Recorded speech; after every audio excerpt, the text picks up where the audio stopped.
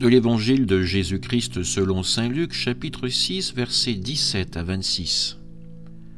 En ce temps-là, Jésus descendit de la montagne avec les 12 et s'arrêta sur un terrain plat.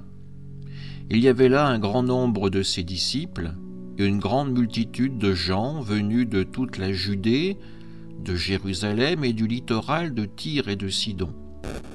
Et Jésus, levant les yeux sur ses disciples, déclara : « Heureux vous les pauvres, car le royaume de Dieu est à vous. Heureux vous qui avez faim maintenant, car vous serez rassasiés. Heureux vous qui pleurez maintenant, car vous rirez. Heureux êtes-vous quand les hommes vous haïssent et vous excluent, quand ils insultent et rejettent votre nom comme méprisable à cause du Fils de l'homme. Ce jour-là, réjouissez-vous, tressaillez de joie, car alors votre récompense est grande dans le ciel. C'est ainsi, en effet, que leur Père traitait les prophètes. Mais quel malheur pour vous les riches, car vous avez votre consolation. Quel malheur pour vous qui êtes repus maintenant, car vous aurez faim.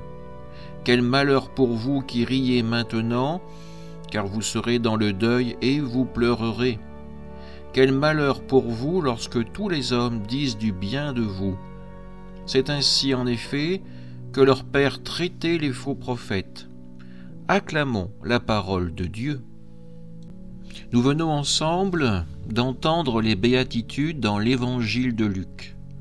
Des béatitudes qui sont percutantes, mais qui en même temps peuvent peut-être bien nous décourager.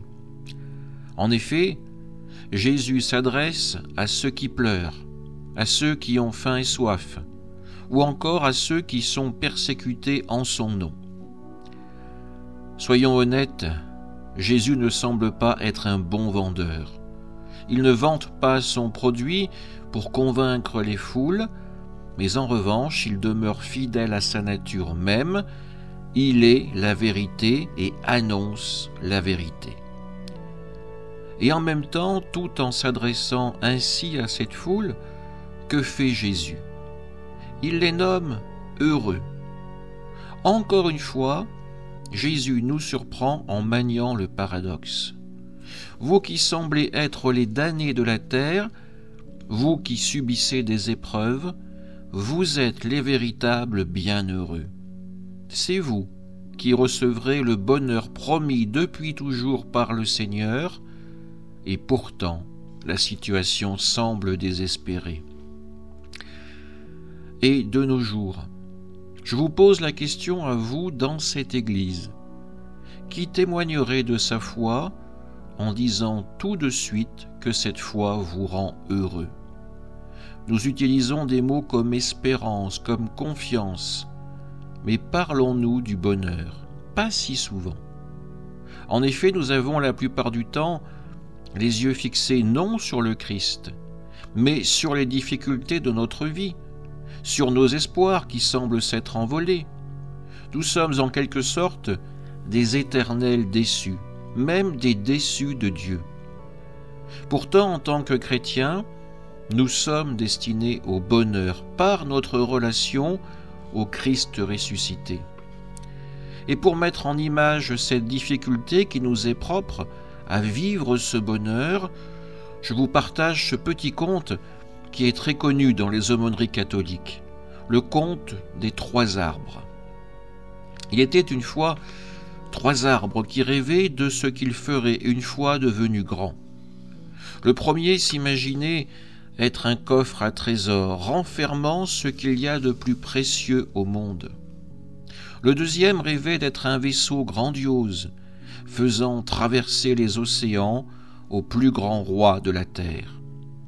Le troisième se voyait grandir et dépasser la cime des plus grands arbres.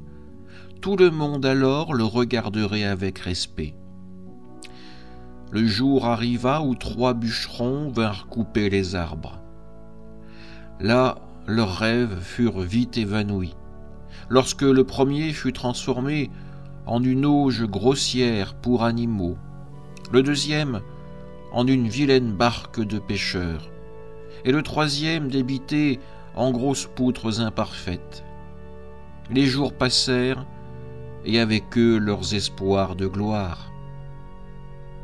Un beau jour, une maman, au visage rayonnant, se pencha au-dessus de la mangeoire pour y déposer un enfant nouveau-né. À cet instant, le premier arbre sut que son rêve s'était accompli et qu'il ne trouverait pas au monde de trésor plus précieux que celui qui l'accueillait aujourd'hui. Beaucoup plus tard, un homme monta dans la barque. Au milieu de la mer, alors que le vent s'était levé, l'homme se mit debout et d'un geste de la main apaisa la tempête. Alors le deuxième arbre sut qu'il ne pourrait transporter à travers les mers de rois plus puissants et plus grands. Enfin, plus tard encore, des soldats vinrent ramasser les poutres pour en faire une grande croix sur laquelle on vint clouer les mains d'un homme.